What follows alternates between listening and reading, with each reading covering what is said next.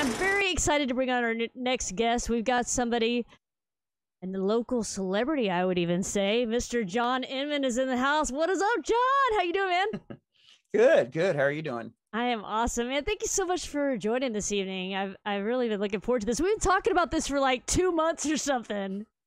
Yeah. I like had you on. I think I had you scheduled for like a Wednesday a long while back, and then we're like, we're just gonna schedule it later down the line, and we got it lined up. So it's super cool. Yeah. The anticipation is killing me. No pressure. Yeah, none at all, man. So for those of you watching, this is John Inman. He is the guitar player for Def Leggend, but you may have seen him in numerous other bands across the Dallas-Fort Worth area over the years. And we're gonna like kick it old school and take you back to the beginning of John's life as a guitar player. And it's cool because John and I we met probably 1998-ish with Trip Rocket, when you were in Trip Rocket. And that's what's funny is I know I actually played gigs with you when you were in No Respect, but I don't think we ever met. And if we did, dude, that was during my drinking days. I can't be responsible for anything that happened prior to that. So my first time I remember meeting you was definitely with Trip Rocket, maybe like at a cross the street bar or something like that. But we've known each other for like over 20 years, dude. What the hell happened? My God. But at that, it's like, I've known you for so long. We've been in the same place a zillion times. We've talked on the phone. We've hung out. We've jammed together. But I actually don't know your story, like how it all began. And that's what I love doing on these shows, is taking us back and kind of pulling us through it all. So what first got you into music, John? Well, before I tell that story, I do want to at least say that I knew who you were, obviously back in, in the hairband days or whatever, which is, that's more like 30 years ago. I know, it totally is, dude. But I was completely aware of you and your bands and all that, so we knew who each other was. Right. Yeah. We didn't actually walk up and shake hands and be like, I'm April, I'm John or whatever. But yeah, we totally knew who each other was. Yeah. Yeah, totally. Yes. So how did it start? Like, when did you first figure out that you wanted to play guitar? That would be around 1985 was when I decided I wanted to do this. And then it took me about the following year of working jobs, making very, very little, mowing lawns, all that kind of stuff, to save up to buy my first guitar. So I got my first guitar summer of 1986. And that's when I started annoying my parents. And I annoyed them long before that, but that's that was for other reasons. That's It was the 80s, man. It was our job to annoy our parents. Come on. Yeah, totally. So summer of 86 is when I first bought a guitar and started trying to sort that out, and then we were in Germany, because I'm an Army brat. So we were over in Germany. So I bought that in a, little German music shop for a little over $100, cheesy Strat copy, and looking back, it was, it was pretty bad. Little Gorilla amp. Oh God, I remember those. It's like a step down from the crate amps back in the day. Oh yeah. Right. Oh yeah. Tone wise, a crate would blow that out of the water. Yeah. And of course, the coolest, most expensive thing I had was a distortion box. It was what was it? It was the Boss HM2 heavy metal pedal. So, Oh, sweet. I wonder, was that kind of comparable to those, remember those Rat pedals, RAT, the Rat pedals that they had back in the 80s? Probably a little higher quality than that, believe it or not. Nothing else I had was that great a quality, but the distortion pedal was, that pedal. Yeah. That's awesome. Well, and I couldn't really play anything. So, but it just made the noise a little, a little better. Now, better is a relative term. Right. Better, even though you still really can't play, but, Right. You mentioned that you started annoying your parents. I'm curious, were they supportive of you when you decided you wanted to play guitar? They were like, not really. Music. Yeah. Yeah. I mean, they accepted that, this is probably pretty much going to happen because we know his personality. I was already an artistic kid as it is anyway, because I used to draw kind of like Bill Tristan does. That's all I did before I ever got into music. And then once music took over, it was all about music. And I kind of felt at that point I had kind of drawn just about everything I wanted to draw. And so my kids already knew that my parents already knew, that I was just an artsy type kid anyway. So they knew if I had my heart set on it, they were like, well, he's probably going to do this whether we support it or not. So I think that they were my mom reluctantly supported it. My dad was pretty against it at the time, for actually kind of for good reason though. Military dad once again. But he's not a musician or a musical type at all. So his concerns were, the best we can hope, the best that could happen is he learns to play, gets in bands, and maybe becomes a drug infested, alcohol infested, whatever. So that happened to me actually, anyway. I know. Well, not the drug, not the drug part, but the alcohol part for sure. Yeah. Crazy. So he, that was more, and again, he's like straight hardcore military, drill sergeant, literally. So his job is to, and me, I'm the oldest too. So add to that he's got to set an example for the younger, my brother and sister, and make sure I walk a straight and narrow line and, don't start setting bad examples. So that's what he was more concerned with, more than anything. And I already didn't make good grades in school. So it's just one more thing to add to that. He's like, oh, great. The eldest not doing good at school. Now he wants to play guitar. Yeah. Something else to focus on instead of homework. Yeah. Right. Right. Yeah. Were you, when you started out playing guitar, were you like, because I mean, you're one of those players that I picture sitting in the room with the door locked for hours on end, just figuring out all these crazy things. And was that how it was right out of the gates, where you just dove head first? Yeah. Because I wasn't the party kid or really interested at all. I was just completely music obsessed, So yeah, I had friends, but there was kind of a joke going around last year at the beginning of the pandemic about, the whole social distancing and staying locked in your room or, staying in your house. And there was kind of a joke going around, and it's a very accurate one.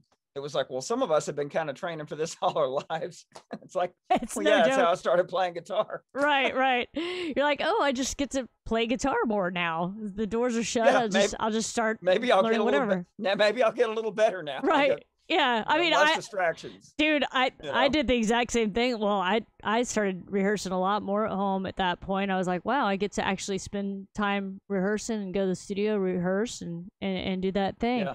Well, so when you were starting out and you were really throwing yourself into it, who were some of your inspirations? Like, who were some of those guitar gods for you? Oh, geez. Randy Rhodes and Eddie Van Halen, absolutely. And along with Brian May from Queen, of course, and of course Def Leppard, But as far as the most godly, mind-blowing guitar players, Van Halen and Rhodes, those two. Were you a big fan of Randy Rhodes when he died? Sadly enough, I didn't know about him until a couple of years after he died. Yeah. That's how it was for me as well. Yeah. I think I found out about him afterwards. I got into Ozzy when Jakey Lee was the guitar player, and then I learned about the past stuff. It was crazy. Yeah, it's weird because one of my high school buddies gave me a cassette, and it had Crazy Train on it, and that was the first thing I heard. And when I heard it, it was all over. That's when I was like, it may take me the rest of my life, but I got to learn how to do that, Wow. And to play it well did take a while. Take quite a while. The thing I think most people who might listen to Ozzy's stuff and not really be aware of who's playing what, like maybe a standard band or something. They may not understand the depth of Randy Rhodes' guitar playing and his classically trained self, and that he was on the road and giving guitar lessons and stuff, and just like very focused on that instrument, and it made for a very unique sound and creativity as a rock guitar player. Very amazing. Those are some really good mentors for sure. Oh yeah. And I mean, I couldn't play anything like either one of them for the longest time, but they were the ones who lit up my world basically, and was like, oh, right. And I even made a deal with myself. Honestly, I came into this thinking I'll probably never be able to play any or all of that, but that is so exciting that I'm going to have fun trying, so. Yeah, I mean, seriously. Yeah, and it definitely give you something to do for a while. Trying to figure that out. That'll keep me busy. Yeah. So that's 1985. You're in Germany. You get the guitar. You've got the pedal. 86. 86. Okay. Close enough. And so you're throwing yourself into this. At what point were you able to actually put together a band? That's kind of a two-parter. Kind of funny because it's kind of a two-part answer, because within about a year, I wasn't putting together a band per se, but I did actually go and play at a nearby church. They had one of their little, I don't even know what you would kind of call it, but it was just some kind of, church service thing basically.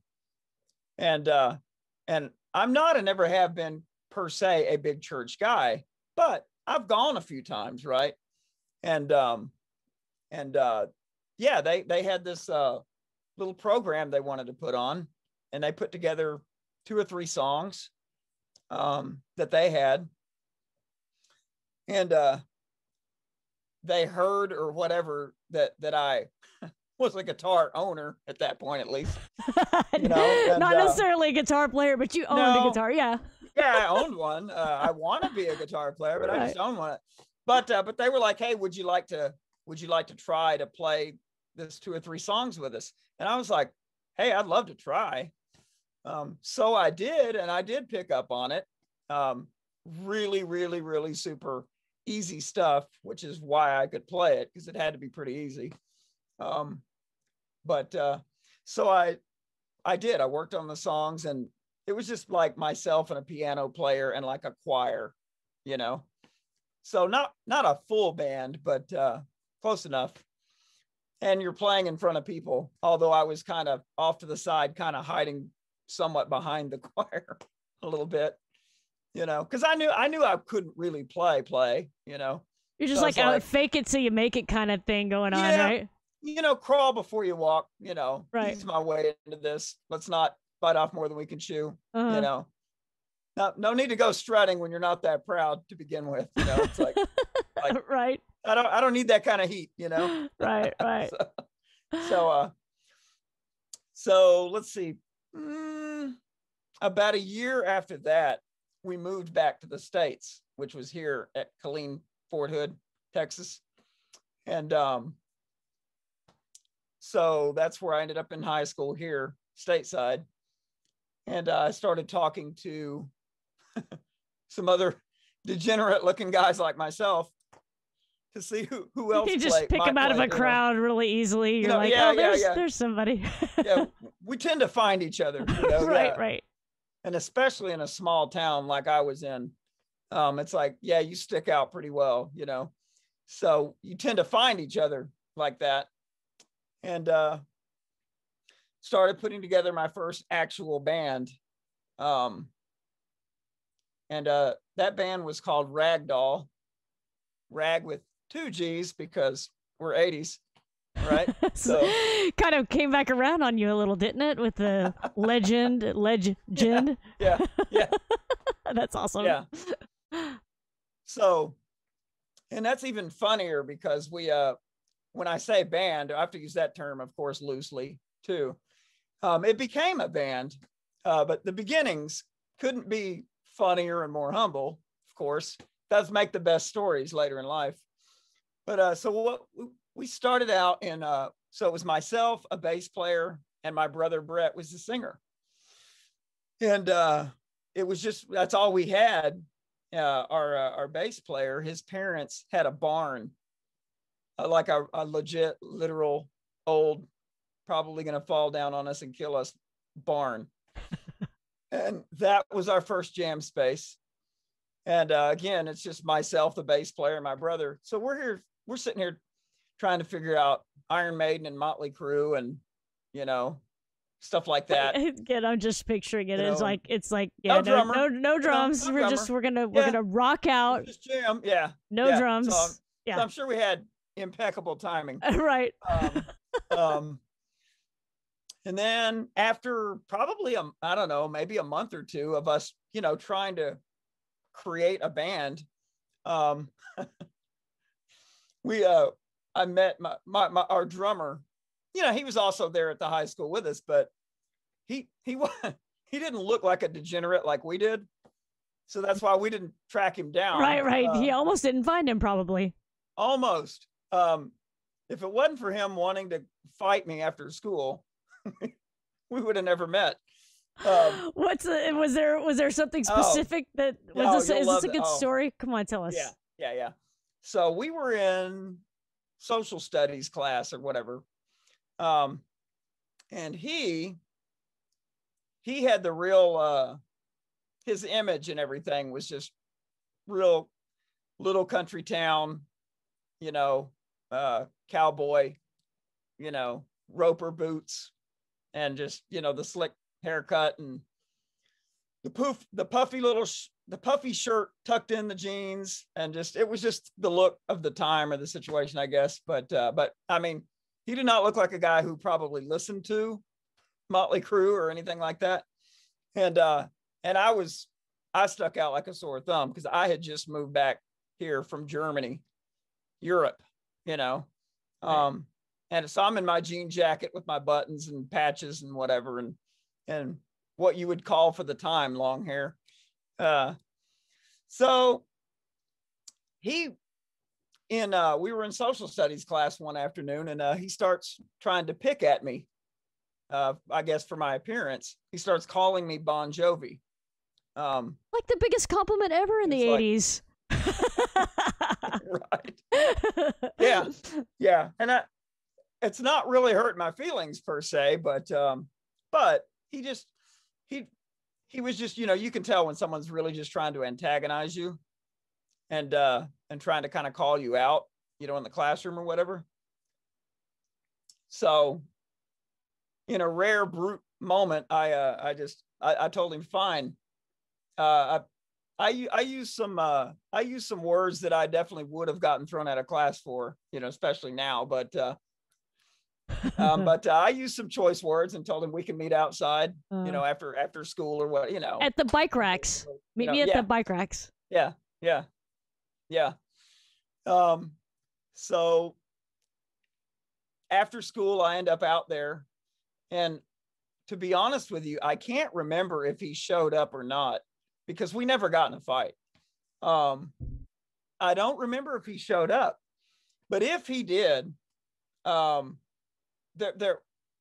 was kind of a respect thing, I guess, because I kind of stood up to him. That doesn't even mean I would have won if there was a fight, but I just, but Yeah, but you're right. I mean, there probably was a respect thing with that, I would guess. Maybe so. So, from that point on, we were friends, and then I found out he played drums and all that, and even more than that, he knew I played guitar somewhat, so it was like, hey, none of us have any other jam buddies. You want to get together and jam? And of course, at that point, I'm like, you're kind of in luck. I have a bass player and a singer, and we're probably all of similar level, so you want to jam basically. And so, yeah, we did. We got it together. and started practicing between barns and backyards and whatever. Played a few of those backyard parties that you do. And we did a gig at a VFW club, you know, The best. just anywhere we could get anything, you Right. know, a skating rink, you know. At one of those backyard parties, I'm playing to a little PV combo amp. And in typical Texas fashion, you know, nighttime and all that, it ends up being kind of a moist evening. It's not raining, but my amp shorts out after like 2 songs because of the moisture in the air. Yeah. And all that. And just shortly after, I used to blow up amps kind of on a regular. That's excellent. We made it as far as a local battle of the bands where we got completely slaughtered, of course, but not without me blowing up an amp on stage. That was my first time ever playing in an actual nightclub. Blew up an amp 2 or 3. My gosh. Yeah. So, you know, myself and amps just, yeah, maybe it's just not meant to be. But we did a thing at our high school, in the high school auditorium, played a little kind of concert in there. So you name it, from high school auditoriums to backyards to somebody's living room, whatever, you know, but that's how you start.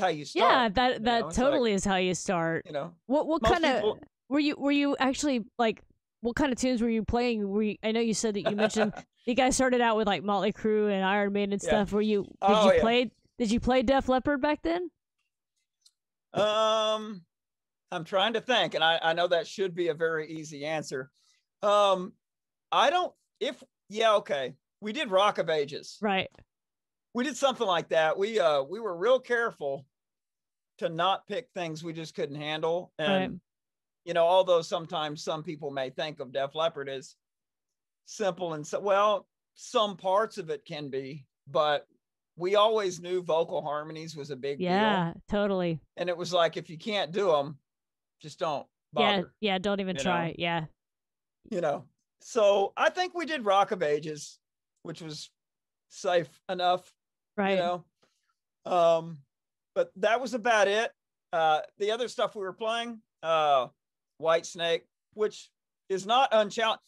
We played a lot of stuff I was completely unqualified to play, really, you know, looking back, but you know, you do what you can. Yeah, you know, I mean, you have to start somewhere and kind of cut corners or whatever. I mean, I know I was there too, doing the same exact thing, but it's kind of fun to like, when you look back and you think of the covers you were playing back then, and then it comes like around full circle. That's what I always find interesting, is because, you know, one of the first times I played out was at my school talent show, and I played Photograph, and my school talent show when it was brand new, like when it just came out, you know, 1983. So I played it like when it came out, and then playing it again, you know, in my 40s or 50s or whatever, and it's pretty crazy. But it's fun because it's like we have a sincere, at least I'm pretty sure you do too, have a sincere love for that music. You know, that time of music. And can you tell? Yeah, I mean, man, absolutely. Yeah, that's so cool. Yeah. And so I love that you were doing something similar to that back then. So what was the name of your band? Was it Ragdoll? And you guys kept cruising along with that. What was the next project that you got into after that, and how old were you? Okay. That band went through a few little incarnations, and, you know, as all bands do, you know, people leaving, falling out, their dad gets mad and they have to quit, whatever. So the next real band situation was basically when I packed up all my stuff in the summer of 1989 and moved here to DFW. So Ragdoll itself was out there in the Killeen area, you know. We changed the name after a few guys left or whatever, but never really did any real gigs at that point. We just kept practicing and just, you know, I think I was still really too young to, other than you know, to go, other than to go and play like with a chaperone or something like that. Right. But so we didn't really get much further than that. So then, yeah, summer of '89, I moved to DFW, and this is pretty good too. What was the purpose? Sorry to interrupt, but was the purpose for music? Were you like, Yes. I want to move to Dallas? It's a big city that's gonna have a good Yeah. music scene. I'm going to Dallas. Okay. Yeah. I had been going when I was still in Killeen, with an older friend. I was getting in to see bands at a place out in Killeen called 6th Street Rock, which later became the Zoo. And almost every band that came through there, you know, you had the big intro before they walk on stage, from Dallas, Texas. And I'm thinking, these intros are telling me I need to move because that's where all the cool bands, that's where all the bands right. are. And then it's like probably a big deal when you're in Killeen or wherever, and it's like, oh, Dallas seems like a big place, and that's like, it's like, remember when I was, you know, growing up in Dallas and playing clubs there, and a band would come from LA, it was always like, whoa, that's, you know, the same sort of thing. Same thing. Yeah. And I knew what I wanted to be, and I knew what I wanted to do. And I was like, well, none of that's going to happen sitting around here, you know? So I was like, I got to move. So I was lucky though, that I had a friend who was down for the summer in that area, but he had all of his roots here in Dallas. So he was like, dude, pack your stuff and let's go. I can line us up with a job the whole night. I'm like, really? So done deal. Next thing you know, I'm flipping patties at Sonic in Dallas, you know, and was that the deal that you were offered? Was he like, did it work out like you wanted to, as far as like where you were going to be working and just kind of get rolling or whatever? Yeah. Yeah. If I could get up to where the bands happen, I was like, I don't care what the job is. If I can just eat and, you know, pay bills and play my guitar, cool. You know? So yeah. So who was the first musicians that you met that you formed a band with here in Dallas? Yeah, you'll like this, and I'm sure you probably know. So you know Louis Shoup? From On the Rocks? No, not that Louis. Louis Shoup was the sound guy for a while at O'Reilly's. Okay. But and he's worked a couple other places. He also ran sound at the Boiler Room. Okay. Which was down in the West End, I think. Well, Louis also a guitar player and a singer, and he's had bands forever. I don't think he's got a band going right now. But in fact, I'm sure he doesn't. But for the longest time, he was there. Well, I used to hand draw, because I still drew a little bit. I hand drew a flyer for myself, and it was a character that looked like Conan the Barbarian, basically, but he had a guitar and all that. I'm hand drawing all this and just put guitarist looking for band or something like that, and had, you know, the little rip-off phone number stuff on it. And I went and... That is so old school, man. Oh, awesome. Yeah. So I went and hung that up at Spear Music in Garland, because I was living in Garland. And within, I don't know, maybe within a week or something, I get a phone call, and it's from Louis Shoup. And he's looking for a guitar player. And man, I swear, I'm the worst salesman on the planet as far as selling myself goes. I literally told him, look, I'm not the best and I'm not the worst. You know? And you know what? He was cool. He was just like, well, come on out and play, you know? So, you know, I would still say that I'm not the best, I'm not the worst, and I'm probably never going to be. So cool. But that started from my youngest, you know. So yeah, the little hand-drawn thing, he calls me up, and we end up not living too far from each other as it is anyway. I joined his band, which is called Ancestor, and started playing in that band, playing all the same kind of songs, you know, that we were talking about earlier. Right. And again, you know, trying to fake your way through things that, you know, you're not the most qualified to play, but, you know, you try to do your best version, you know, story of my life, but you know, right. And we played together in that band for, I don't know, maybe a year or two. And I got a lot of really valuable experience. That's where I really started playing places that weren't my high school or somebody's backyard or whatever, you know. I'm trying to think now. During that time, we were going to jam nights, open jam nights over in the kind of right on the border of Garland and Dallas. There was a place called the Plaza Room, which is over there right in the corner of where O'Reilly's sits over there in that, you know, that right over there. Was that Forest Lane? Oh, yeah, Forest and Greenville area. Yeah. Yeah. Well, they used to have jam nights every week on, I don't know, Tuesday or Wednesday night. And we used to go to those. So I used to get up and just jam with, you know, random people and all that. And then let's see, that's how I met Scott Arndt. You probably remember Scott, bass player. Yeah. Rest in peace. Because he's no longer with us. But I met him there and during that time. And, you know, I still had my eye on the prize of wanting to play bigger, better places than what I was doing. And it's not that I thought I deserved it or whatever. It was just, it's just, you see where you want to go, you know? So you're trying to learn what you can, you know, take your lessons from the big guys or what you perceive as the big guys, you know, they've got longer hair, louder amps, and they play better. You know, they play really great. And I want to be like that, you know? So, so I start talking to Scott, and he's wanting to put together a real image conscious band and all that, to go and play it on the Rocks and City Limits and all that, which are places I couldn't get into up to this point. In fact, funny story, and this is a good one too. Shortly before our meeting, our band Ancestor, we went and played what was called audition night at On the Rocks, because they used to do that. And it was like on a Tuesday or something, you know. But they used to have audition night.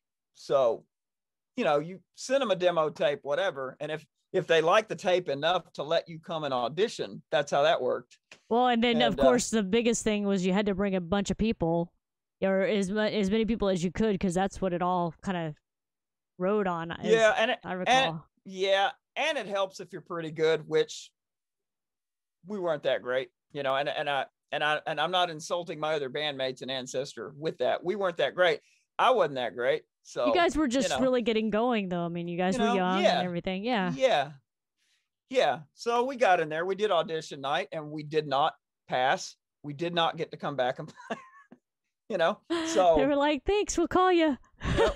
Yeah, thanks, but it's just not quite there. Right, you know, so we went back to playing the places we could get into play, which is a lot of jam nights and just much lower scale, lower level, you know, type situations for a while.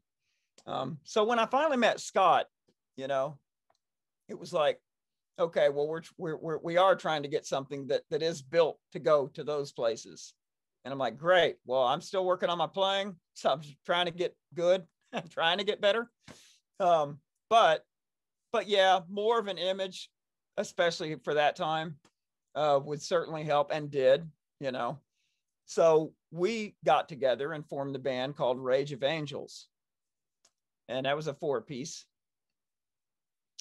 And we quickly got into those places. You know, we opened for everybody, and we should have, you know, rightfully so. Because again, we're still climbing and trying to get good, you know, but we're just good enough, you know, to open for everybody, which is great, because that's where you're going to learn and just get better and better anyway. Right. So were you guys playing originals or covers? This is covers still, right? Mostly originals, and a few covers. Gotcha. So when you joined this band, did they already have the originals put together, and then you had to learn them, or did you help write songs for that band? 2-part answer. I have to back up a little bit. Ancestor did have quite a few originals that I had to learn. So Ancestor was doing half original, half cover. Okay, well, so jump back forward to Rage of Angels. we wrote all that stuff together. So very cool. In fact, I would say we started out playing predominantly covers. And as you know how it goes, as you write more songs, well, then you can start, filtering out the covers, and you have like mostly originals and a few covers thrown in or whatever. Right. Wow. Right. So how long did that band last before the next band came around? That band, I want to say, it's foggy now because we're talking over 30 years now. Shut up, man. I'm right there with you. We can't talk about this. Oh, that band, I want to say, was probably about maybe 3 years, 2 or 3. Gotcha. Something like that, 2 or 3 years. And I'm trying to think okay. Yeah. And then after that, was with my brother again, singing, because by that point he had moved up here to the DFW area. We did a band called Scream Theater. And that band progressed and got a little further along, so everyone was a little further and, climbing up a little bit, we didn't do tremendously better than Rage of Angels, but a little. So again, everything's just a little, stepping stone kind of thing. And you get a little better and a little better, and that was around the time I probably started seeing and knowing who you were. So that was around 92, 93-ish, somewhere in that neighborhood. Yeah. I mean, I was playing the basement and all that stuff starting 89, and so we were playing all those places. Yeah, we were in and playing all those. Mm-hmm. Mm-hmm. I mean, like, I know we played shows together and stuff. Now I don't remember this last band that you mentioned, Screaming Theater. I don't recall that name. The first band that I think you may have played in another band that I knew of, but the first band that I knew of that you were in was No Respect, and it wasn't until later that I was like, oh, we played with No Respect all the time. That was John Inman? Yeah. I had no idea. Yeah. Well, and No Respect was finally the band that a lot of people knew about or heard about or whatever. That was the one that cracked and kind of broke through as far as local, whatever goes, and did really, really well with a following and CDs and this, that, and the other. Yeah, I mean, you guys were like, that was when we finally, everybody wanted to have that headlining weekend gig at City Limits and Basements, and that was no Respect as that band. And we were, that was when I'd finally gotten to where I had been trying to go as far as that, goes, a headliner and all that. But the whole time, all the way, I just kept my head down and worked hard because I knew I'm not quite there yet. I'm not. I say we, but I put it on myself first and foremost. Go. I'm not that good yet, so I got more work to do. When the time is right, if I'm that good, it'll come. And I was right about that. It was just like, well, but you just got to get there. Right. It was stepping stones and just kept working your tail off until you got to that. So when No Respect kind of broke out, you guys were selling discs. How many albums did you guys put out? Did you put out more than a couple? Technically one. And it was only like an 8-song. Well, okay, let me back up a little bit. The band put out about 3 demo cassettes, because those are the days we're talking about. And those cassettes each had about 4 songs on them or something. And after I joined the band, we went in the studio and did a full length, an 8-song CD, right? And so that was the first full length, thing, relatively speaking, album, whatever. Put that out and, did the whole CD release party thing and all that at City Limits, which was cool. And then funny enough, we did okay with that, for the time. It's all relative, Right. But and let's see, some years later, like after the band had dissolved and all that, we were contacted by an independent label that wanted to know if they could re-release it with like additional songs and all that. So it got a re-release on a label called Metal Mayhem, and which was putting out a lot of stuff, re-releasing a lot of stuff by a lot of your typical kind of hair bands that had fallen by the wayside. You know, a lot more with more national type names than us. You know, we were just a Dallas band, really. But that's super but they cool. did. That's super cool. So what they did was we took the master copy of the original 8 songs. I put that into my Roland VS 1680 digital recorder and added some harmony parts, vocal harmony stuff that wasn't on the original recording, but it's stuff we'd been doing live, because you know how that goes. Things evolve when you play them live a bit, and you know, and then maybe after a year or two, you might kind of look back and go, wow, if we could record it now, it would have a lot more harmony parts and a lot more, you know, you've had more time to go, oh, how good that could have been maybe. Mm-hmm. Well, we kind of got a chance to do that by doing like a remix, you know, version of it. I got to add additional guitar parts and additional vocal harmony stuff and all that. So the re-release, you can hear a difference, even though it's the original old recordings, but we added tracks to them, you know, and built them up even more so. And then we took some of the songs off those demo cassettes and kind of put those through the same washer, you might say, and added a little bits here that were there live, but had never been on the original cassette. So now you had one CD that had not only that original disc, but I want to say maybe 5 or 6 songs from the demo tapes that had never been on CD ever before at that point, you know. So now it's like a 13 or 14 song disc, you know. So what did the album cover look like for that? You want me to find a picture of it, or? Well, I'm honestly, because I'm over here like cyber stalking, and so I'm like, I'm gonna go look and see if I can find it. And I found a No Respect 13 song CD on Amazon. Okay. It's got a dude, looks like he's messing with the shoes or something, kind of has like combat boots on and a white kind of homeless, is he homeless looking? Yeah, a white ball cap on backwards. Yeah. Sounds like you found it. I didn't know it was on Amazon, but it looks like maybe you found it. Yeah. It's $64.34. I'm not kidding, man. Well, you can buy this disc right here. Wow, yeah. That's one of the re-releases. Uh-huh. Yeah, that's the re-release.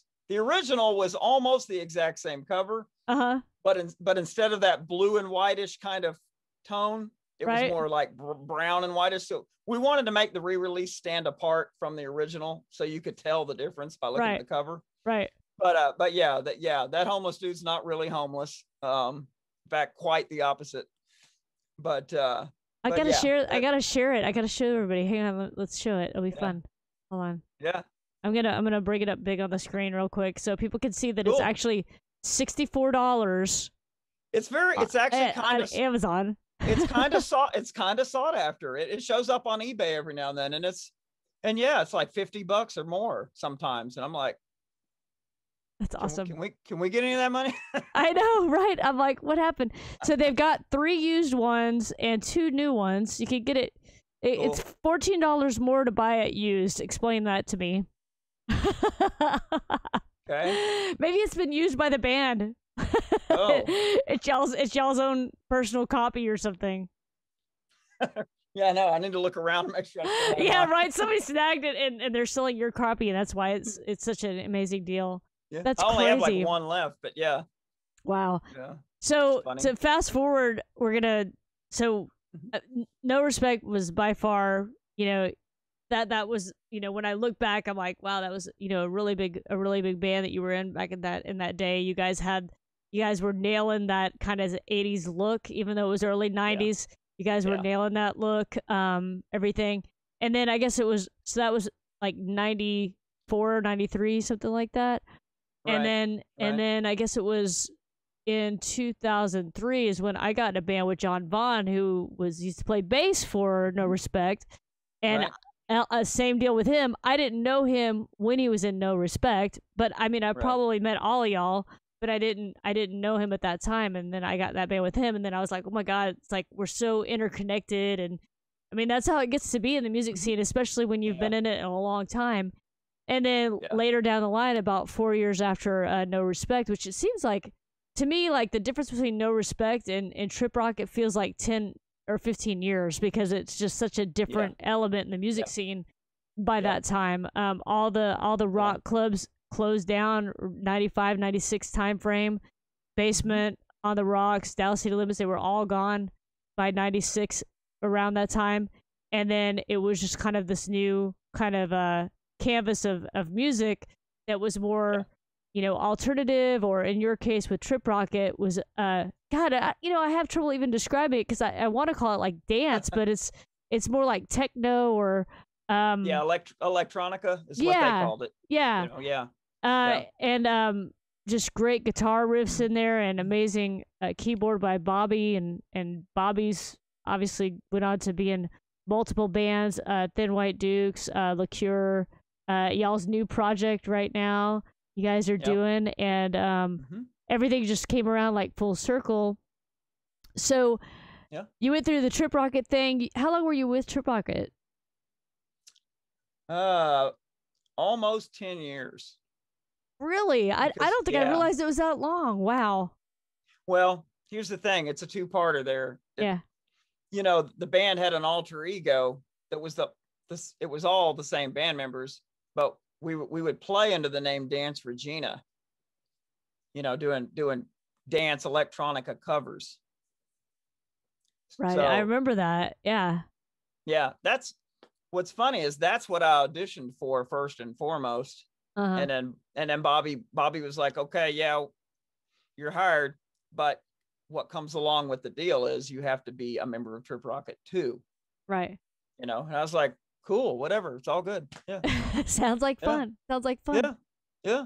Amazing group of artists. It's the only band that I could think of that was like out gigging that never had a bass player. And it really didn't matter. I mean, he played the bass on the keyboard, and it didn't sound like bass, but it didn't sound like there was a low end missing. It still sounded full, and it was fine. And so you guys went from that, and then how did you end up in Def Leggend? You're kind of your biggest band right now, I would say, right? Yeah. So let's see, Legend. Okay, so I'm out there in the top 40 scene, playing with horn bands and whatever, the big bands like that, with big as in with horn sections and all that kind of stuff, and even with Live 80, and I'm trying to remember now. Okay, Mike Hamill and I started having Facebook conversations, because I knew, I was aware of them, and I'm always interested in it when a tribute pops up that's of one of my bands. I'm like, oh, I hope they're good, and so I was completely aware of those guys, and I loved what they were doing, and Mike and I would just have little conversations every now and then, just about all things Def Leppard, of course, and we started having a conversation about me possibly being a sub for Mike if he ever needed to miss a gig or something like that. So that's how the whole conversation started, really. And I was like, I might be able to do that, because at the time I couldn't afford to just jump off and be a member of the band anyway. They weren't looking for that. They were pretty solid in their lineup and all that, but they were having to they were starting to have to kind of look around for sub players, or at least it looked like they were going to be doing that. It never completely happened, really. They ended up kind of being at odds over that whole subbing idea anyway. And so two of the guys decided they just didn't want to be in the band, anymore, because the schedule was conflicting really with their jobs, and I think maybe their family life a little bit too, which it can do. And Mike was like, he was like, well, this is the path we're on, and so him and those two guys split. The guitar player and bass player left respectively, great guys and great musicians, and they're out playing now in other bands, doing as well as we are, you know, or some maybe better, whatever, you know. Now the bass player's in Back in Black now, so there you Right. go. That's not a bad gig. No, that's not too shabby, is it? Yeah, not at all. And James, the guitar player, plays with Desperado, the Eagles, you know, tribute, which is more his style, you know, anyway. So it ended up in the long run working out and being a win-win for everybody, obviously. Where me, I was the big giant Def Leppard guy. So when those guys decided they were just going to leave, you know, that's when Mike, you know, turned to me and said, you remember when we were talking about subbing? I was like, yeah. And he's like, well, how do you feel about, you know, I'm like, say no more. Wow. Say no more.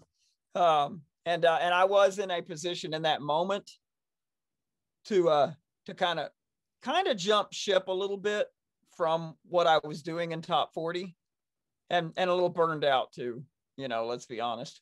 Where I was like, it was that one perfect moment for me to go and do kind of what I started out dreaming of when I was 13, 14, 15 years old. I was like, let's see, it's my favorite band. They're my favorite songs and always have been and all that. Basically, I'm like, let me think.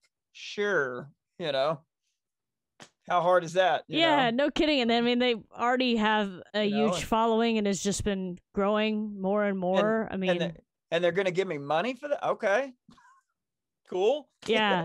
You know, doesn't usually work like that. You don't usually get to play your favorite stuff and then make as good or better money than you ever made. You know, like that doesn't usually go hand in hand. So no, well, I'm no fool. I'm like, I mean, yeah, I don't know about you, but the fact that this music has come back around like it has, and especially when it comes to like the tribute scene, it's been pretty phenomenal. How well the tribute scene has just blown up, and it's been a really cool thing for folks like us. I mean, you know, I haven't done the tribute band thing, but, you know, 80s tribute is what we did. And so it's the same sort of thing. I mean, to have 12,000 followers on the Def Leggend Facebook page, that's pretty amazing. And you guys play all over. I mean, I've seen you guys in, you know, Illinois, Florida, and I think Michigan, and just all over the place. And it just continues to grow. And about how many shows you guys play in a year now? Usually, a typical year for us is usually somewhere right in between 50 and 60. This year, I haven't looked lately, but I want to say this year is somewhere between maybe 30 and 40. And that's because thanks to the whole pandemic thing, we're getting kind of a late start. But the point is, it's all kind of avalanching in a good way, you know. Right. But a normal year, is usually between 50 and 60. Yeah. And we're trying to build it even more, you know. So sure, yeah, that's so cool. And this isn't all you do. You have other things. I mean, you're doing some acoustic things with Terry Murphy. You've got some stuff with Bobby. Talk a little bit about the other projects you have going on right now and how people can find them. Yeah. Well, it's all on Facebook, and it's definitely all on my page. But Bobby, once again, funny enough, during just a few short months ago, when we were still we weren't quite out of the clutches of the pandemic yet, as far as playing, you know, out. Bobby and I started talking about kind of reforming a band we had together about 12 years ago. The band was originally called the Unmentionables. So I got a hold of Bobby actually and said, hey, I know you're not one for having much free time. I'm one to talk, but you really don't usually. But he was like, well, again, the timing is great because I'm actually freeing up some time. And so I was like, well, what would you think about, you know, reforming that? Because what we did, the kind of songs we did and all that was one of my absolute favorite bands I've ever played in ever. And he was all on board with it. We had to find some new members, you know, to make it happen. but and we did, obviously, but we got that together. Started quickly, you know, Bobby. I mean, he'll start putting together set lists like quick, which is great. So he starts putting together songs while he's talking to some other musicians, you know, rhythm section, all that good stuff. And we start getting this thing together and we start rehearsing, which was now probably, I don't know, maybe 5 months ago. My math and dates are bad, so I'm just gonna, somebody, Bobby or somebody can probably correct me on that. But anyway, it was a while back. So we start rehearsing and trying to work up and set goals for when we want to be ready to go out and play, you know, in front of people and all that. And somewhere along the line during this time, I'm out doing DoorDash delivery at that point, because there just weren't anywhere close to enough, you know, band activity for me to eat and pay bills. Yeah, So, I mean, a lot of people had you to turn to those kind of gigs during the pandemic. So yeah. So I'm out driving around one day, you know, slinging sandwiches, as I call it. And suddenly it hits me, that whole murder hornet thing. You know, a few months, whatever. Well, it might have been 5 months ago or something, whenever there was this big scare that there's whatever, the country's being invaded by murder hornets or whatever it was, you know. And the only thing I took away from that was the name. And I was like, oh, there's a band name opportunity that needs to happen, or we've all fell asleep on the job. Right. Well, I thought about it, but I never did anything with the idea and kind of forgot about it for a while. Obviously, when we put together this new thing, that was completely out of my mind. I hadn't thought about it at all. Well, a few months into our rehearsing and working on this, I'm just driving around DoorDash one day, and suddenly it just hits me.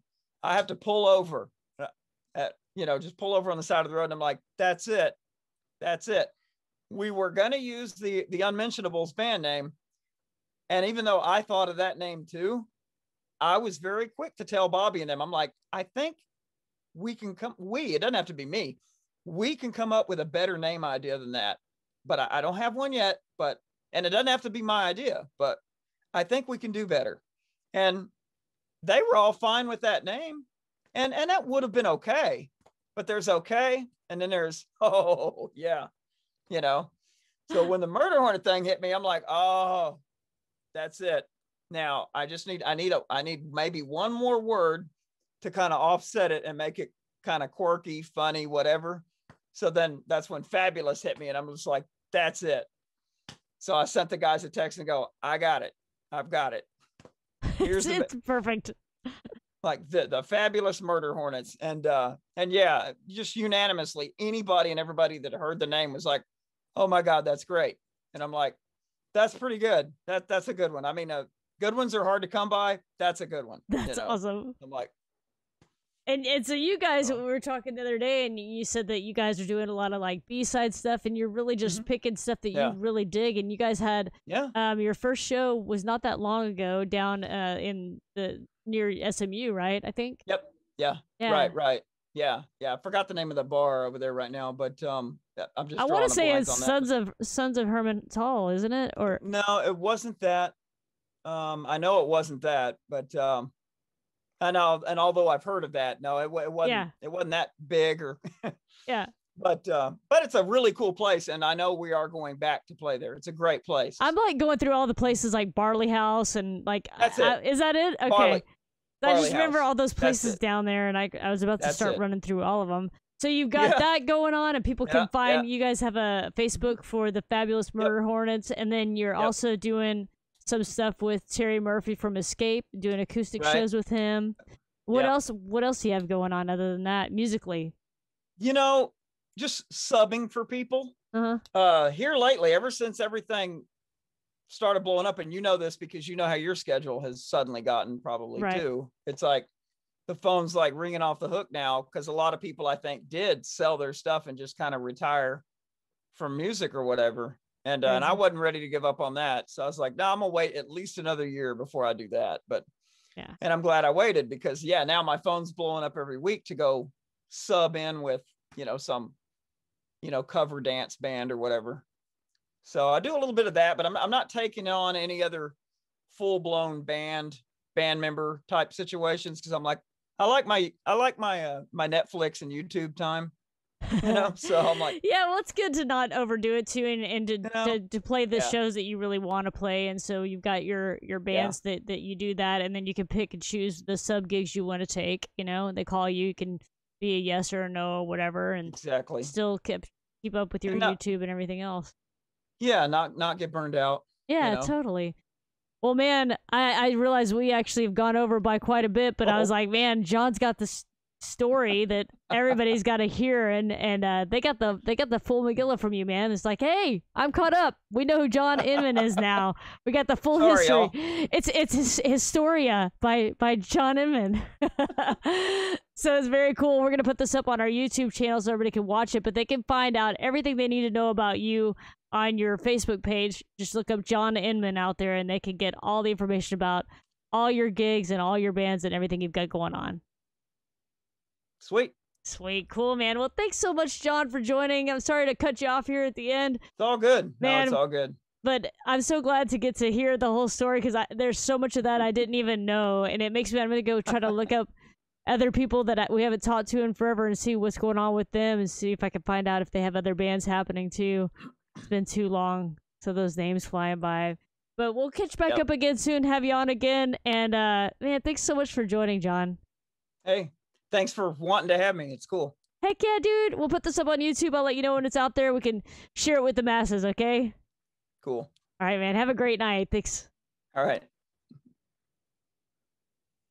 Dude, so awesome. Mr. John Inman in the house. What a night, man. I can't believe I was like, oh my God, we've gone over by like 30 minutes. So we had an hour of John Inman just now.